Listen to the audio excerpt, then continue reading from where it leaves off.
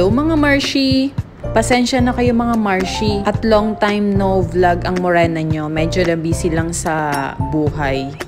So for today's video, samahan nyo ako sa aking paglalakbay patungo sa ating lupang sinilangan. Sa mga oras na to, on the way kami ngayon sa airport kasi ngayon yung flight namin papuntang Pinas. Mga alas 12 siguro to ng tanghali. Pumunta na kami ng airport.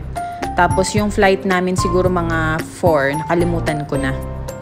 O diba, very advanced ang ang pagpunta namin para nga makapagpahinga din kami at hindi naman halata na excited kami. Pagkababa ng taxi, naghanap agad kami ng pwedeng kiluhan sa loob ng airport para malaman namin kung over baggage ba kami. Kaya ito, nakahanap kami at 2 dirhams per piece siya na baggage. After namin timbangin lahat ng bagahe namin, so far okay naman siya.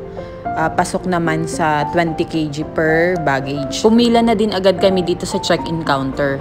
At pagkatapos nga ay dumiretso na kami papuntang immigration. Kasama ko pala yung kapatid ko na nagtatrabaho dito sa Dubai. Bale, kami yung uuwi papuntang Pinas.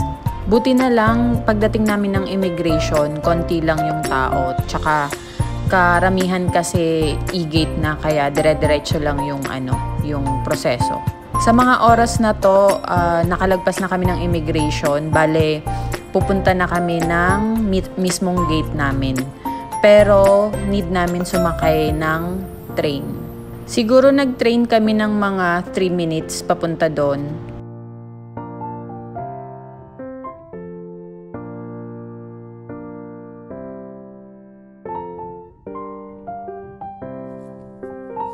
Pagkababa ng train, malayo-layo din yung nilakad namin para makarating doon sa gate namin mismo. Dumadami na din yung mga pasahero na dumating. Pero hindi naman lahat to papuntang Pinas.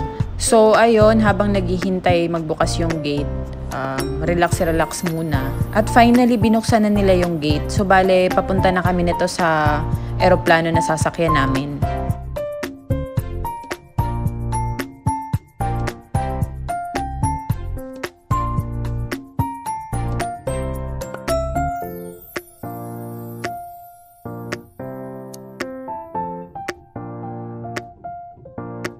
At ayun na nga, nakasakay na din kami sa eroplano. So, bali waiting na lang kami mag-take off nito.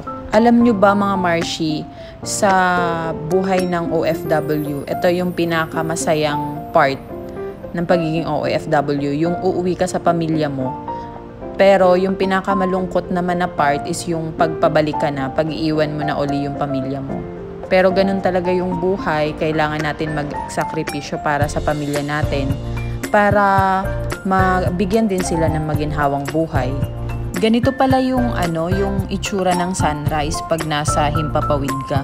Halos 9 hours din yung biniyahe namin galing Dubai papuntang Manila. So medyo matagal.